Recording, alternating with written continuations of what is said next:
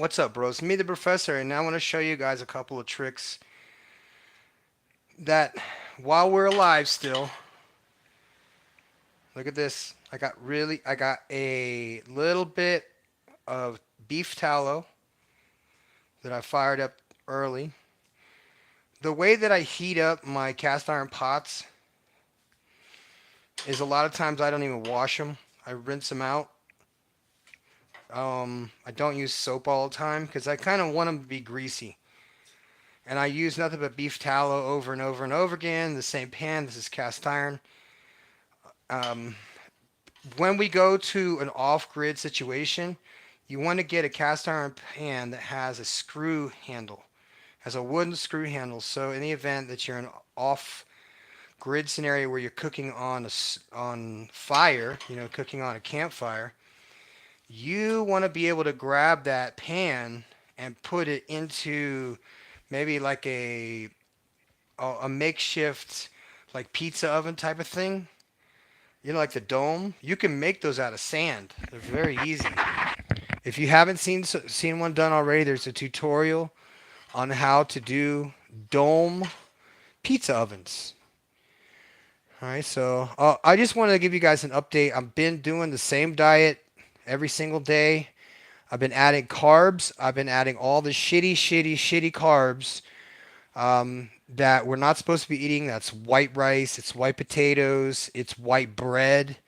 But I mean, at very small amounts because I'm getting krill oil, which is my omega-3. And omega-3 responds to, it's a inflammation response. Very good for you.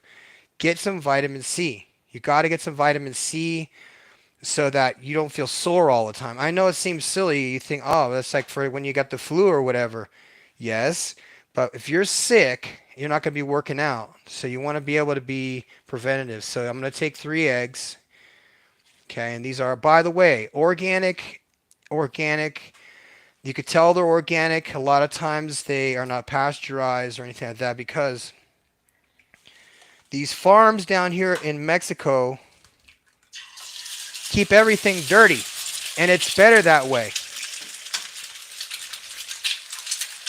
So I'm taking 3 eggs, which came from the military, by the way. I don't understand that fucking situation. How does the military have anything to do with eggs and milk in Mexico? If you know, please do me a favor and write there in the comments why. Also, I have even though we have taken out the compost pile, we are still doing compost bags because compost is still necessary for that really beautiful garden that we're making. We're doing the reforestation project, and you know how much you guys have never ever seen so many donations for rotten fruit and vegetables and grass clippings. And all I said was, I need grass clippings and tree clippings. So people saw that as an opportunity to get free labor out of me. So they went and chopped all their trees and then dumped everything on the ground and then said, okay, widow, there's your tree clippings. I'm like, thanks.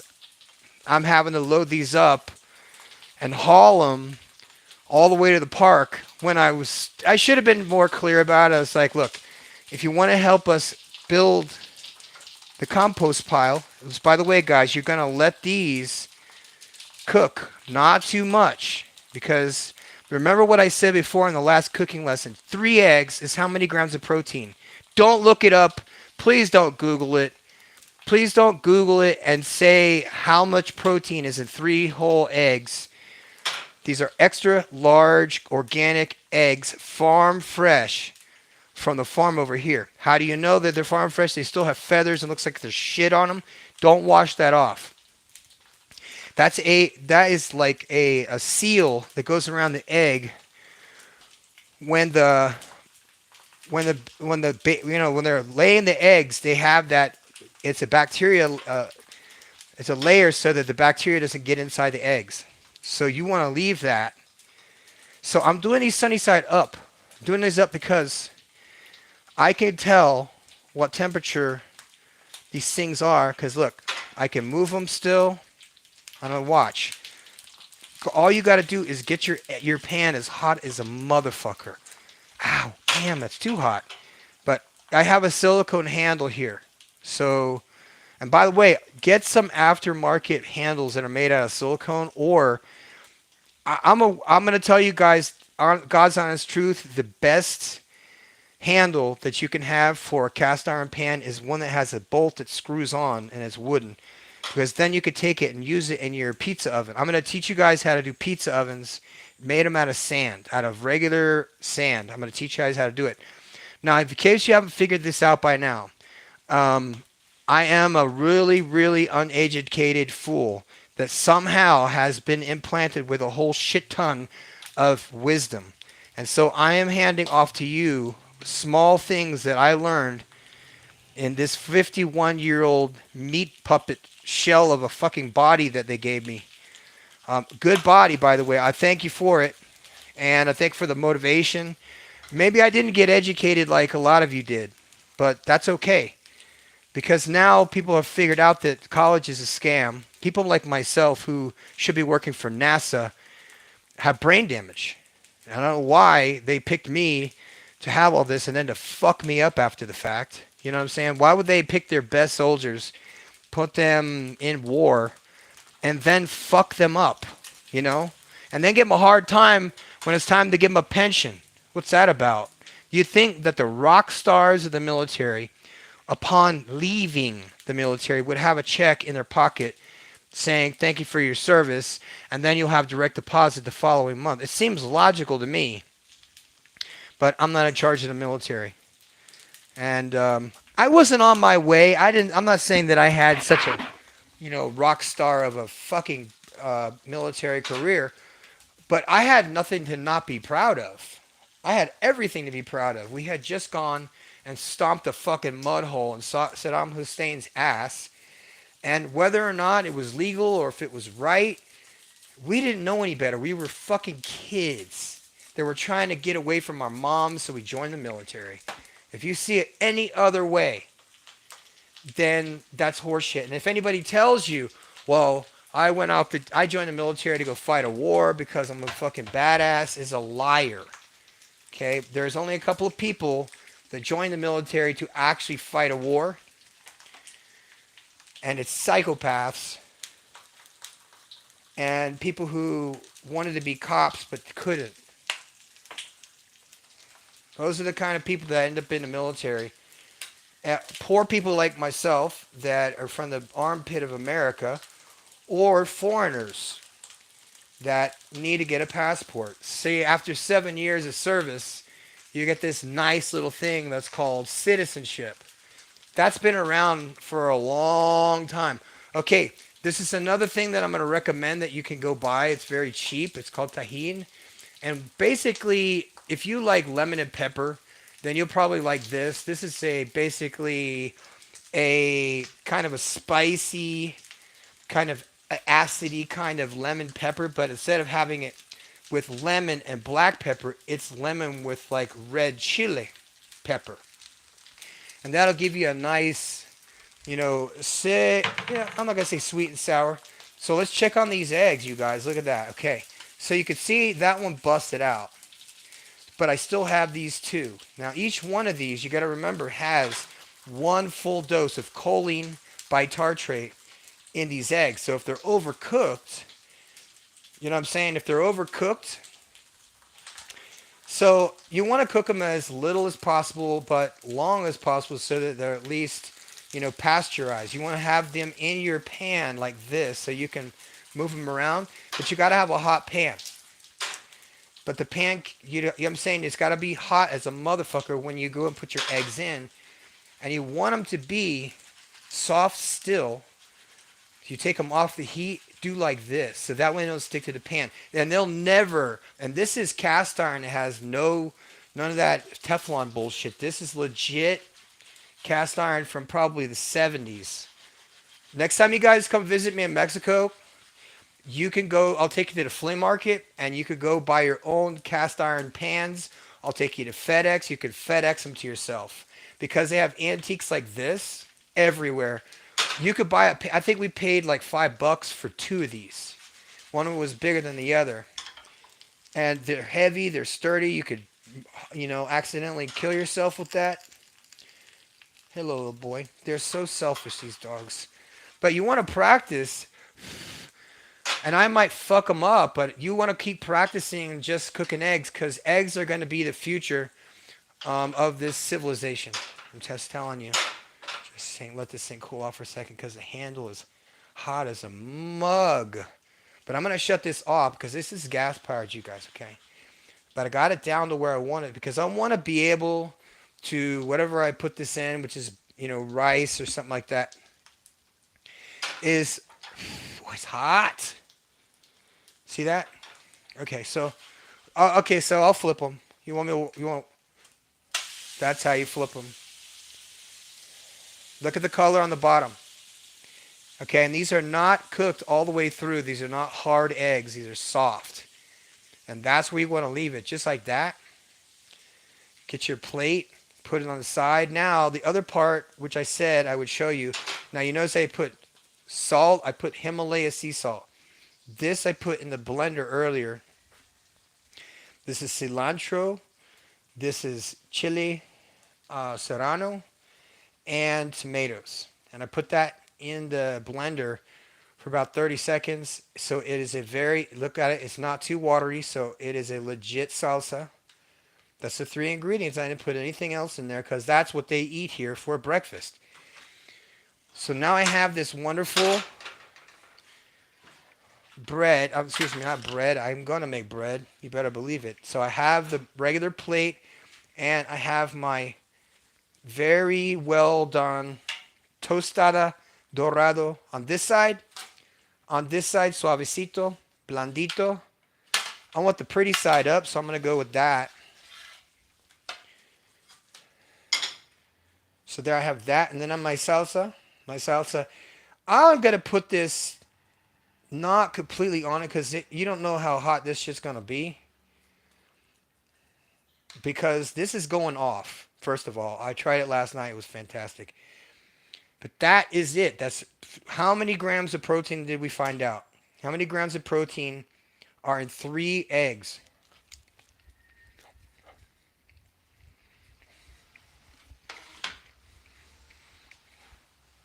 3 large, organic, or extra large in your case, eggs. If you have 3 large eggs, you get approximately 24 grams of protein.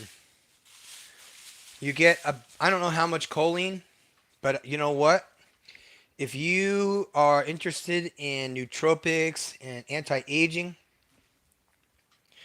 you're going to find out real quick that Joe Rogan, by accident, said, okay, let's just say if you had somebody running for president, what would you give them to get them all hyped up?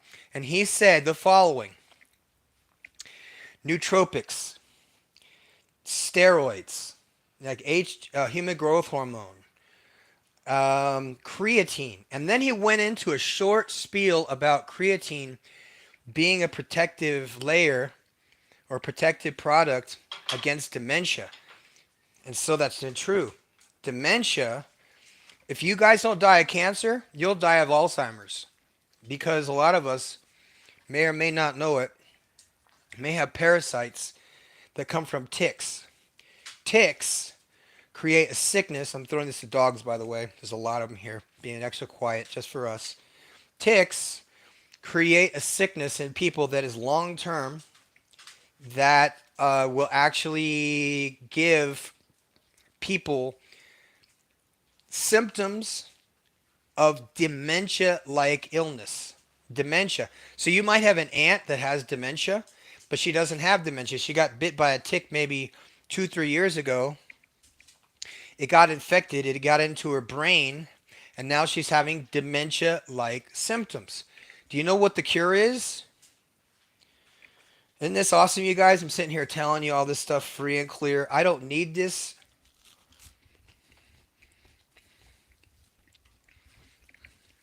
Me, I've never tested it. Some people claim that their relatives, by accident, took a tick medication, an anti-tick, whatever, sickness. What's it called? Lyme disease?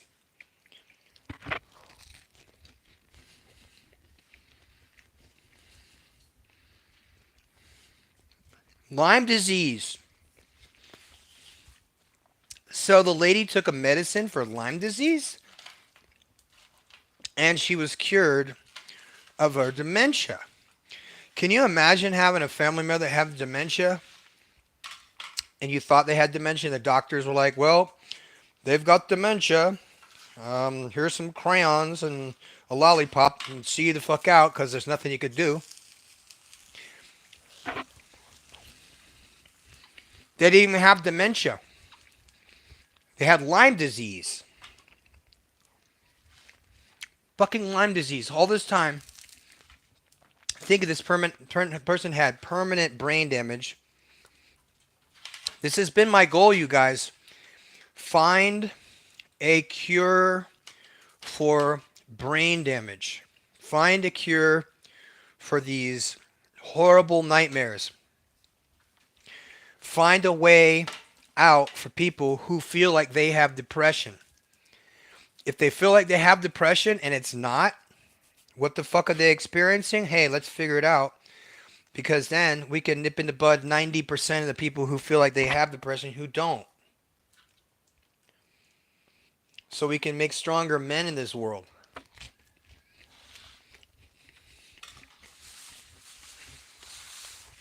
To me, it seemed like a worthy goal, but the problem is most adults are too fucked up to fix. Or they're too stubborn to try anything. Type 1 diabetes. Do you know what the cure is? Type 1 diabetes you're born with.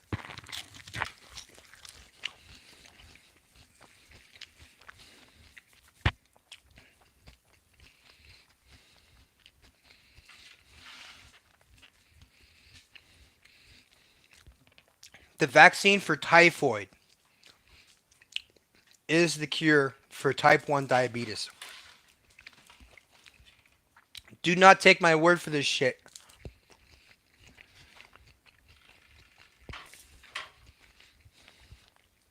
This is not medical advice. These are studies being done in the university.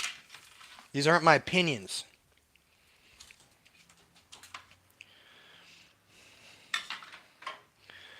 There are other medicines that have off-label uses.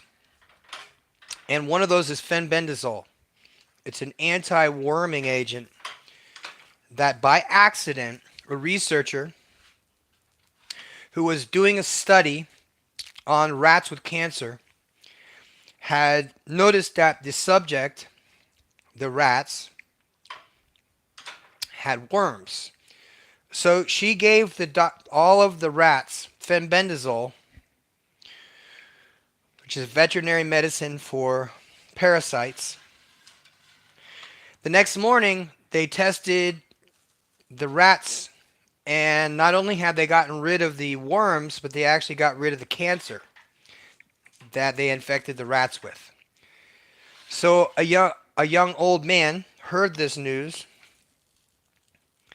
and went and told one of his relatives that had some kind of a bladder cancer or some form of cancer where they had sent him on his way home to hospice, and he wasn't having that shit. He's like, I'm not going out. I ain't going out like that. So this dude was taking fenbendazole, and it's cheap. It was like $4 a bottle. And I bought different kinds. I bought fenbendazole you take for 1 day. I had taken one that takes for 30 days. And if you have, parasites, which if you eat a lot of pork or if you eat a lot of sushi, you got parasites. So those two things, Lyme disease gives and mimics that of dementia. So if you have any relatives that have dementia, you got to go and get some medicine that's made for Lyme disease, because Lyme disease, which is caused by ticks, will give a person Lyme disease that mimics that of dementia. Can you imagine finding this out? So this is not my invention, you guys. Somebody found this out by accident.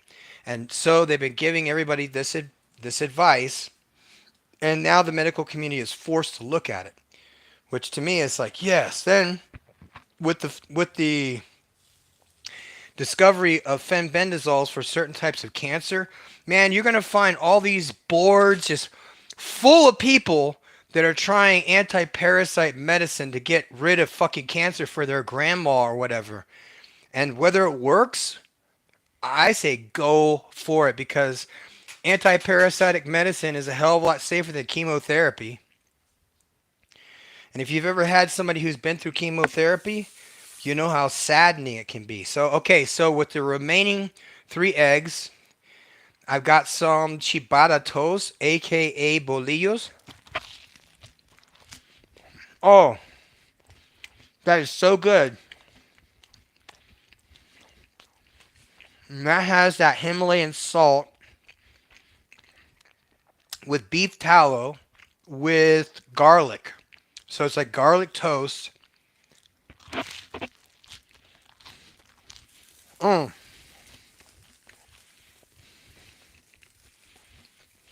With that salsa rojo. 3 ingredients, you guys. Cilantro, chile serrano, and tomatoes. In the blender. No pepper, no salt, none of that stuff.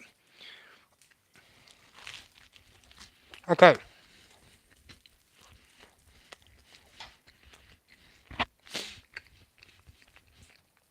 If you have anyone in your family with brain damage man here for the brain damage brigade. That means concussions. If you have anybody in your family that was in football, maybe they're a little slow, it's because they have concussions. Then the doctor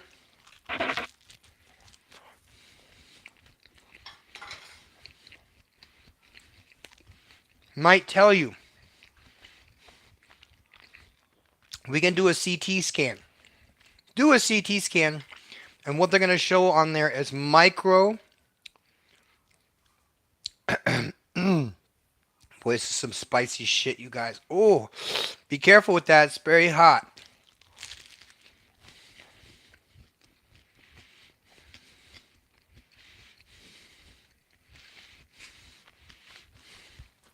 That is so good, though.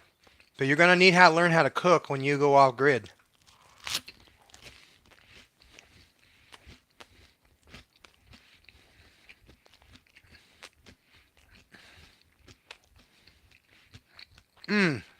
And I hate it when people eat on camera.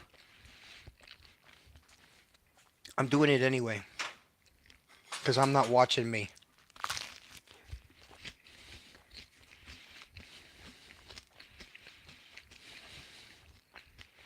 In order to survive at the end of the world,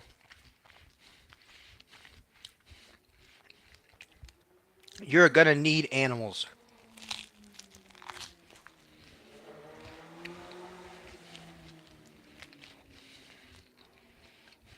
But with us being in a cashless society with nothing going on, you're going to want to have chickens. Chickens that produce eggs.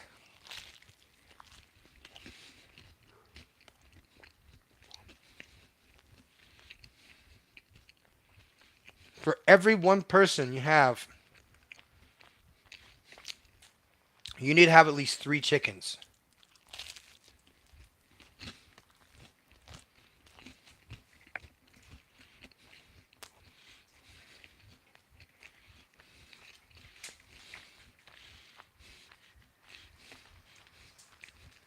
As far as water goes and water tanks, you need to have at least one of the 1,000 liter totes per person.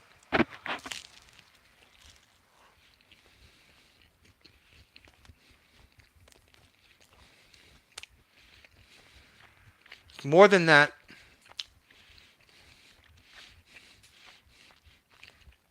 if we were to look at modern standards, but we're not, we're looking at end of world scenario. The second animal you need are dogs. You need kind of dogs you can discipline around your chickens.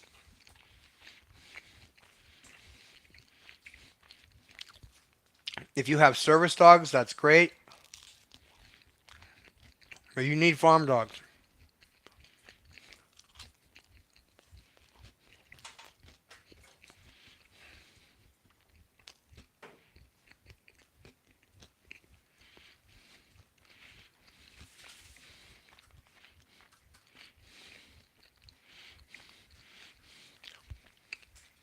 You're going to recycle everything. Anything and everything that you cook, all the leftovers, all your garbage, is all going to go to the chickens. Anything that doesn't go in your chicken, which everything should go to your chickens, by the way, you're going to have just a handful of different ways to garden, because you have to garden in order to survive. There are no stores open anymore. The only means of income is by bartering. Bartering is now part of life. There is no electrical grid. I'm going to tell you, let's just look at this from a 90-day window.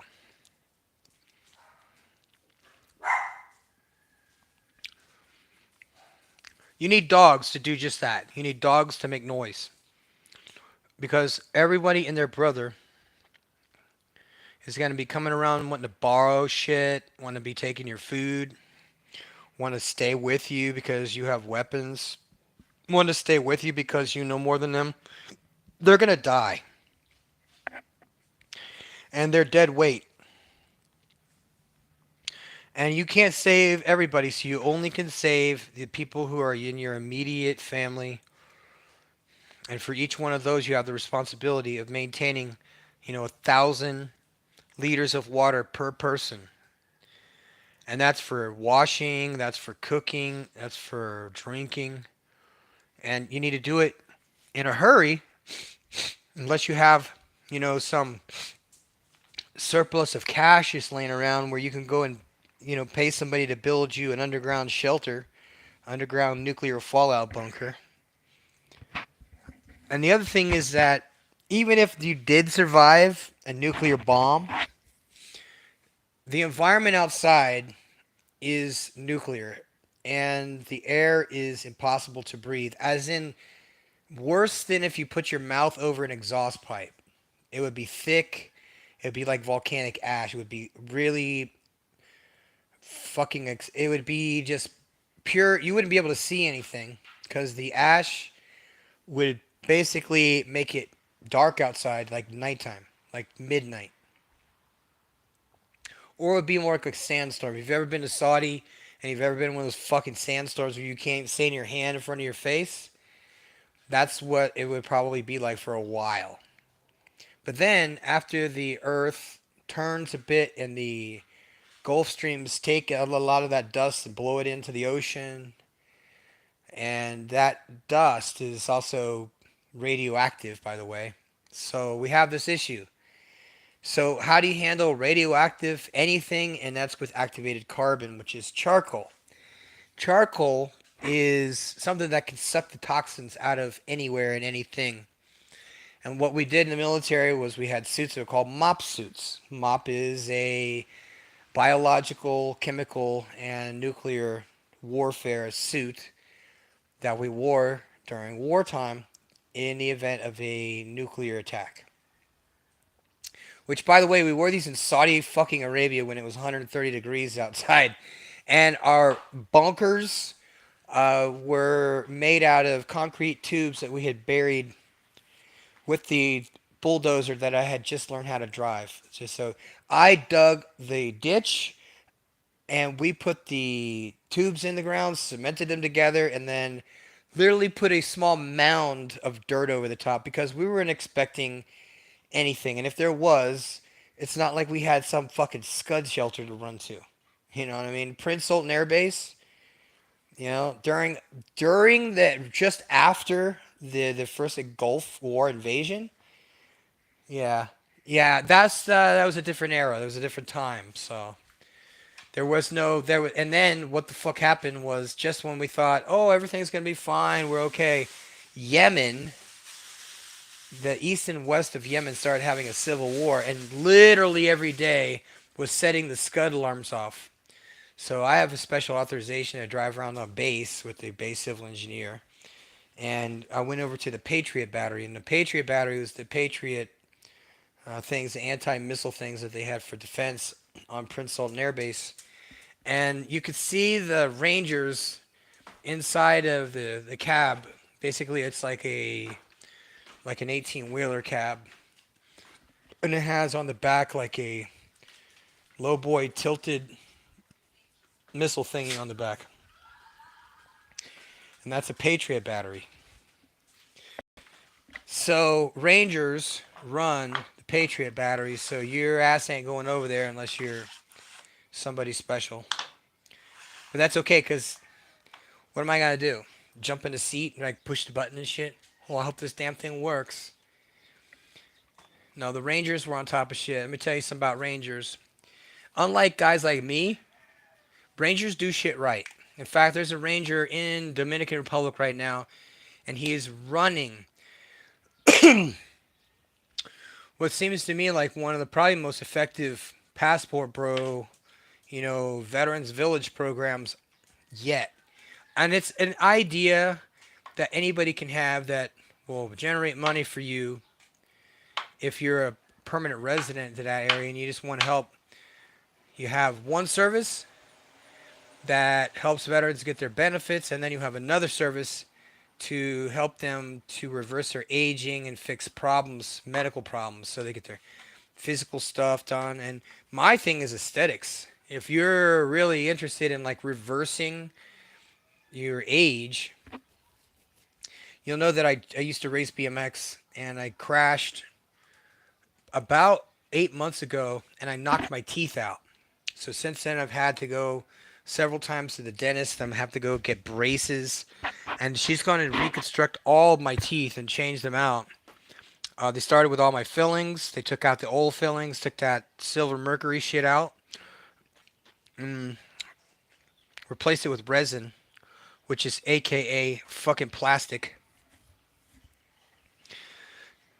Okay, so you're going to need tons and tons and tons of water and resource, and then you have to find a way to decontaminate everything.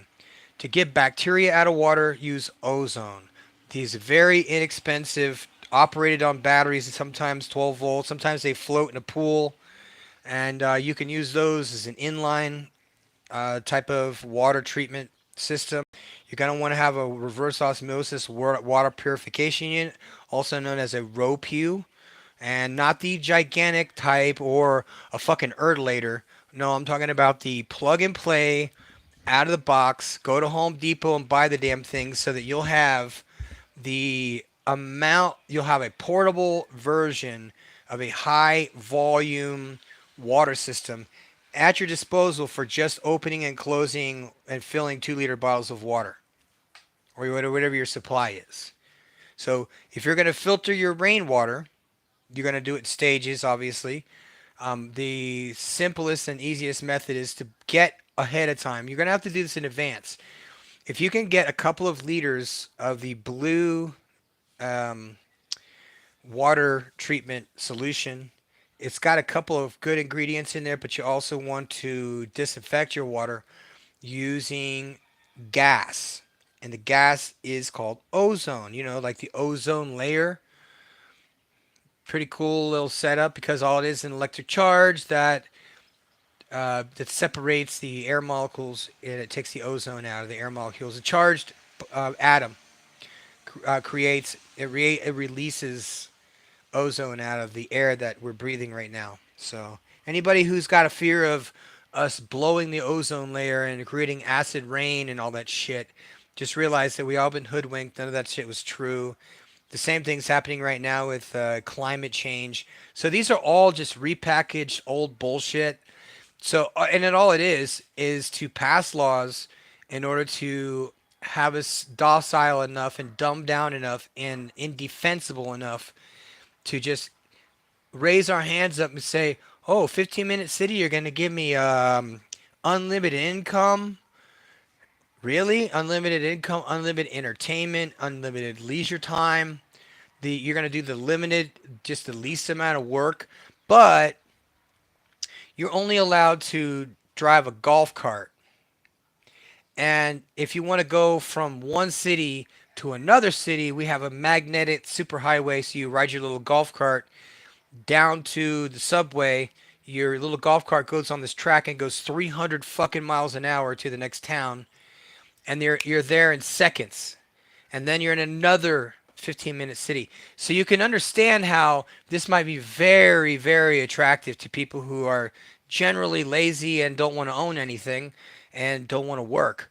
So a basic income type of thing, because income will change, money will change, money will we will definitely go to a bartering system from hell. Since the value of money will just be like the German mark after World War II, and we'll have wheelbarrows full of dollars from billionaires rolling their asses down from the Beverly Hills down to a place that sells bread. So if you could just imagine, if you would, $150 trillion for one cup of coffee.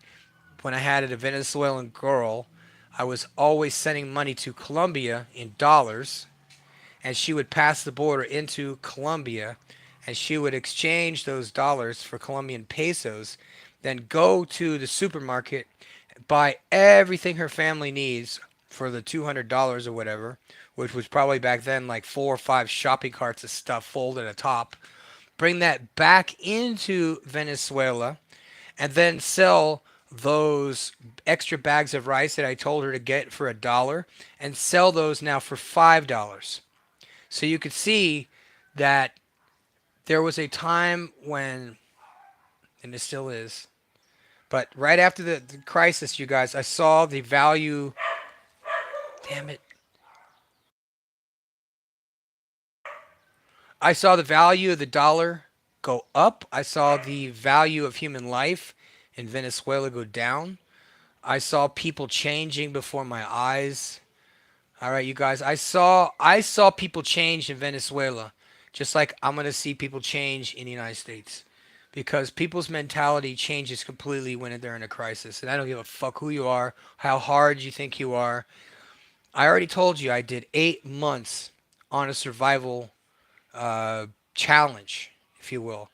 I did the 8 months. At the last 45 days, which was the month and a half at the very end, I was out of water. We had rain every day up until that last month. And then it just became the dry season. And it got hotter and fucking hotter and hotter. So it forced me to go like down into town and like buy,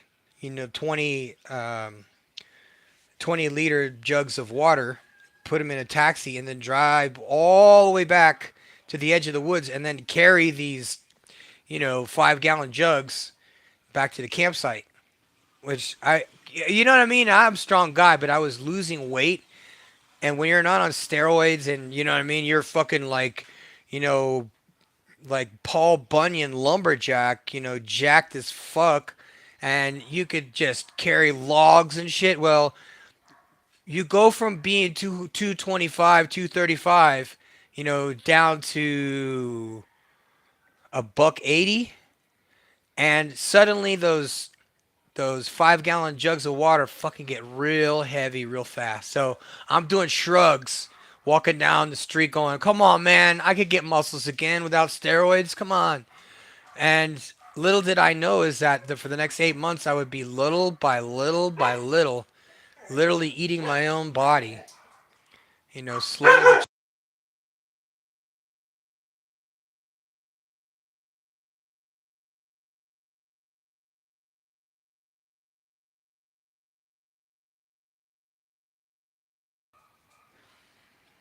So that's life in the woods. And I didn't have to, but I did it anyway. And if anybody knew me, knows that I like the woods. I like doing this kind of stupid shit. I was fully capable of it. I had plans and hopes and dreams of, making this campsite for veterans. Then I come to find out that the people who sold it to me, my ex-girlfriend had run off with the title. So she'd stolen the title, and then I found out about it. And then she, in turn, sold the property back to the original owners. So I got caught up in some bad shit, you guys. So that's why I say always cover your ass. You get to learn from my mistakes. All the dumb shit and all the fuckery that's happened to me, I don't want it to happen to fucking nobody. So, and I don't care. If these fucking thieves are mad about me publishing pictures of them walking around at 3 o'clock in the morning checking doors and tugging on windows and stuff, if you got a problem with that, you could come fucking see me. I don't give a shit. You think you can come in my neighborhood and steal shit from my neighborhood?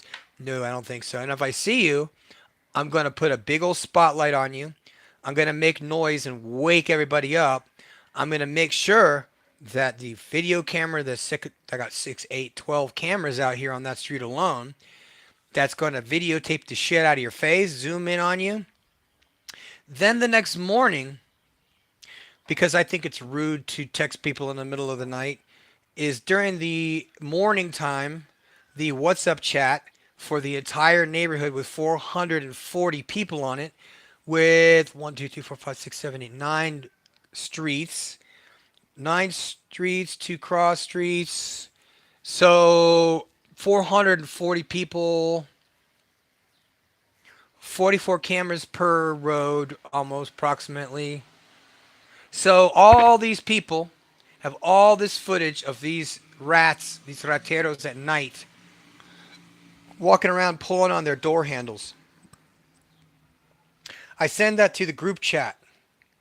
Turns out we have a spy in the group chat who's, I believe, the mother of one of the residents who is a thief. And everybody knows he's a thief. But now I have 440 residents who are actively seeing the live feed of every street in the entire area, which, by the way, the police does not have access to. I mean, I'm sure they could if they wanted to. But all of the cameras here are all connected with people who are friends. So let's say me, you, XL Pros, this guy. We have 8 houses here on 8 streets. We're going to have all of our video cameras connected so that you could see my video cameras, I could see everybody else's video cameras, and they could see mine. So it works out great because then you have all these people as your private security team. It works good because no one stupid camera that goes zzz, zzz, left, right, up, down, big fucking deal. But every neighbor on your street has the same access to the same camera. You're up at 3 o'clock in the morning taking a piss. The fucking camera goes off. There's some pendejo outside. And then all you got to do is send the alarm. And then everybody in the whole neighborhood will be looking at their cameras. And if you're, like I said, if you have friends, is what I suggest people do. All the neighbors who are actual friends should have their cameras, so their access to their cameras. You send them the link to your camera, and then everybody, I say boys, all the boys, all military dudes that live in military housing. If you are your boy's keeper while he's TDY, you're going to do everything in your power to stay the fuck away from your boy's house where his wife's at, first of all. But what you can do is you could be the boots on the ground spy. And I think everybody should be a spy in order to make sure that respect is held, that you're holding the line for your boy while he's TDY. But before he goes TDY, I always recommend that you get yourself a couple very well made encrypted telephones that you can communicate with your wife directly with no issue. You do not need morale phones. You don't need, DoD phones. You don't need satellite phones. All you need is a couple of Arduinos that you can communicate with. You don't need smartphones. You don't need social media. You could text back and forth. It doesn't cost you anything at all. You could build it in your house. If I could build a robot in a cave in Mexico with no tools, I think you're fully capable of building an Arduino that doesn't even require soldering. So, anyway, the last part of this is that you have to have, besides dogs, you need to have security. Your operation security means that you have 360 views on this thing all the time, but no wars are ever won on the defense, only on the offense. So if people are coming to your castle walls, at night, wanting to sneak in to steal your water, because that's all they want, you need to know how to defend yourself. But the better option is to learn how to build deterrence around whatever your campsite is. Last week we talked a lot of people that are in wheelchairs. Like I said, you can hide underneath you can actually absorb a blast from 30, 50 caliber uh, rifles, hand grenades, whatever, underneath the trailer. If you take certain steps to at least camouflage yourself so that in the event something hits your trailer, you're protected underneath. You have a means of escape, but at the same time, nothing happens. You can actually hide. You can have your provisions. You can have your water. You have all of your means of communication. It's all underneath your trailer. And that was the lesson from last month. Great lesson in, especially for disabled vets, especially for people who are truly physically have disabilities, and that's for people who have live in a trailer. My favorite form of defense, and it always has been and always will be, is besides weapons, because you have only a finite number of bullets, but you have an infinite number of enemies. If you are not in a poisoned environment, you can always use, if you are in a farm situation and you want to keep people off your property, then you want to create what we did in World War II is a lot of, what were they called? Illusion brigades or illusion infantries. So you can create illusion infantries of bees, bee boxes. So you could have 20 bee boxes lined up across the front of your property, and you can have one that has actual bees in it. And as your bees propagate and grow, your colonies are going to grow. Then you're going to actually have a legitimate means of physical defense while you're not at home. Because no one wants to fuck with bees. Bees are probably the best thing that ever happened to me, because, I mean, if you live in a mansion or a castle, people are always going to be poking around. So what we did was change the name of the building to the bee reserve. So in the event people want to go in there, oh, fucking bees in here. Well, fuck that. And that's why I say, the best defense is the illusion. Um, yeah, it's the illusion defense. I don't know what is the name of that stuff, that film. We also started using. I'm so crazy sometimes. We also have talking about what type of film that we're going to use on the windows in the castle. And so I found out that the material used for an invisibility cloak, you guys can actually buy invisibility plastic or whatever it is. It's some kind of a lens, and you can use it to create an illusion of invisibility. And it's about the size. It's about the size of a nice, 1 meter by 1 meter piece of plastic, and it's translucent. It's transparent, okay?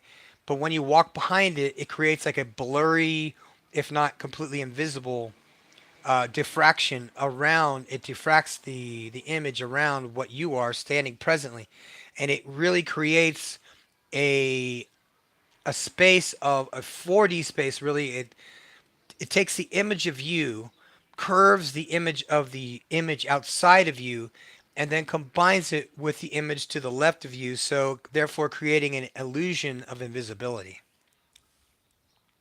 So like I said, if I have windows up in my towers and stuff, I'm gonna put I'm definitely gonna be putting colored glass, but I'm gonna put clear glass so people can see.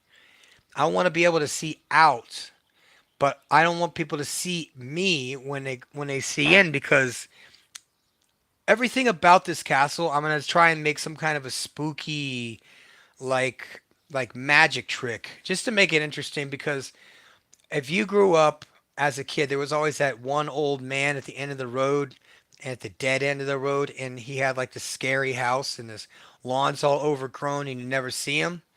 Well, I always thought there were ghosts in those houses. And some people say that after those old men die, their spirit lives on and all that dumb shit. So I said, well, why not have fun with this and make some, illusions like they used to do back in the 1800s to trick people into, doing seances and stuff. And they would do this trick where they had a mirror and they would have a person standing in the reflection of the mirror, but instead of, and then it would be a piece of clear plastic or something would going over top of the mirror that would create that like hazy, like portrait silhouette style of illusion, so that when you saw a person, you were seeing the reflection of a reflection and it looked like a ghost.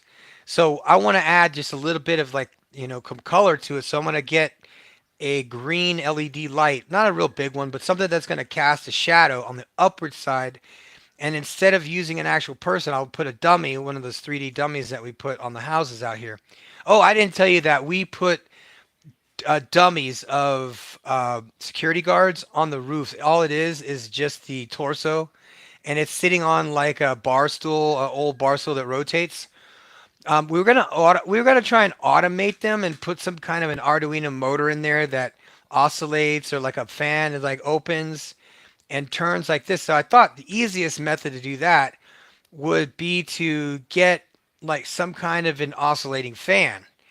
And because it's on the roof of a house, you're basically seeing just the image, the silhouette of a person, and you could have a light, an uplight. So anyway, we have this giant window that's in the castle wall, and it's about the size of a person.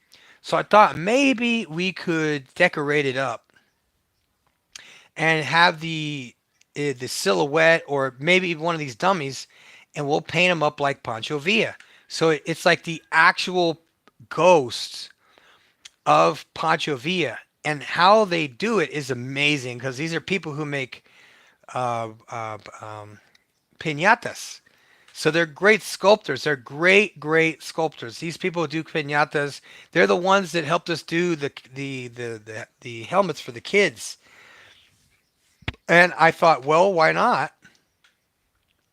We're gonna make a dummy, and we'll put like the fake bullets on them and stuff, and a couple six shooters, and then the good old authentic sombrero, and a big thick mustache like the revolutionaries had, and some black, And by the way, I don't know who the stereotype came from, but this whole stereotype about Mexican men having giant mustaches and giant black is a look that was created by a couple of actors, like novellas. So it became a style here in Mexico for you to paint your beard and paint your mustache and paint your eyebrows. As long as you don't have any gray hair, that was considered valuable. To me, it looks like you took a Sharpie and just painted the fucking shit out of their hair. So I say, if you can deal with this a little bit, you know what I'm saying? That shows you have some cojones and you have testosterone going through you. So nobody cares. If you want to look chiseled, shave it off. But you know what I'm saying? You want a baby face, or you want to have a fucking, you want to look like fucking Paul Bunyan, the neighborhood Chile, the neighborhood Sancho. So if you want to be the neighborhood Sancho, you're going to have some facial hair, because you're a competition with other dudes that have facial hair. They have more facial hair than they have testosterone. But so see what I'm saying? If you got both areas covered, You know what I'm saying? If you got enough testosterone running through your fucking balls and you got a beard that will grow completely apart from here to here, then you might survive a cataclysm. Because otherwise, I don't foresee very many weak ass dudes surviving a cataclysm or an end of the world scenario. Man, I had dudes that were in the bivouac, okay? An Air Force bivouac at that. And they're like, oh, and they're fucking falling out. Like, you know what I mean? Like, what did you just get off? You know, you would just leave it fucking buds or some shit? It's ridiculous. But that's what to be expected because people who don't have any self discipline are not going to survive a cataclysm. Why would you want them around? I say guys should be having teams right now, your neighborhoods, your whole, like, even your cul de sac where you live should be an armed compound of protection on a 360 radius. Every man in that fucking neighborhood should have weapons, and if you don't have weapons, you should have alternatives to weapons, alternatives to things that go kablooey, but not stuff that's going to kill people. Non-lethal stuff for your defensive positioning. The reason why is if you use your hard defensive weapons, you will not have them in the future in the event of a situation where you actually need to conserve bullets. So this is not like the movies where you've got, a single, that's 9 millimeter here, got 32 on your, on your waist, you got another 32 on your ankle, Mac 10, whatever. You got all you're loaded to the gills. But if you don't know this, what good are weapons if there's no fucking bullets? And if you're wasting bullets by fucking spraying at, bad guys, then you're an idiot. Bullets should be conserved as if they were drops of water in the desert and you don't have any other access and don't know when you're going to get any. So bullets should be preserved as a last ditch attempt for anything. What people should be doing right now is packing and making their own bullets. People should be packing and making their own shotgun shells because shotgun shells are probably the easiest, most retarded thing that people could possibly make in your own house. And like I said before, the reason why the Geneva Convention does not allow shotguns in war is because 4 soldiers could take out 100 men, and they don't want that. So shotgun is your most ideal situation. And since it's so long, you probably want a shorter version. So you want to have something that's going to be a bit portable, something that's going to not be seen from a distance. You have to wear it on your back. Because all my neighbors, just so you know, all have side-by-side double barrels or over and unders. Over and under is like a double barrel that's up and down. And these are citizens that just walk around fucking shotgun on his shoulder, don't give a fuck.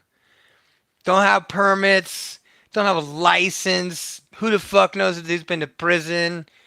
So you see what I'm saying? That's the world that here in Mexico, which we live. Now there are people who have guns in the city, but I live out in the country. I live in nowhere. So pretty much we can do whatever we want. And another thing is that the town that I live in, no license to drive. You heard me. There is no need to have a driver's license to drive in the town in which I live. So 12, 13, 14-year-old boys, falling into the fucking drainage ditch in a 1996 fucking, Ford Mustang is not an uncommon sight. Seeing them drive their parents' cars in the fucking drainage ditch because you don't need a driver's license to drive here. You don't need a helmet to drive a motorcycle, to ride a motorcycle. So you can see there is some goodness and good things that come out of living in the Wild West. And if your life is kind of like unmanageable and you just want to get out of the States, go get your passport, get a 52-page passport. That's the ones that, in the event you like to take buses from country to country, you can get a stamp. It's not going to take up too much real estate. But if you just get the cheapy one that has just a few pages, you'll blow through all those pages in no time. None at all. I did it twice. So anyway, I love doing that stuff. And I would love to see you guys too. It's been nice to hang out with you for all these few hours we have, like last night in the brain damage brigade, and but that was great to see. If you have any questions about survivability, and like I said, if you want to look what I used to do, I was with Herbert Field's Prime Beef. You can look that up. That's disaster preparedness Prime Beef, and that was at Herbert Field, which is the Air Force Special Operations Command in Fort Walton Beach, Florida, which is an excellent assignment for a young guy. And if you get to be around the right people, it may change your career for the better. I'm the professor. I hope this all helped you survive just yet another day. And I'm out.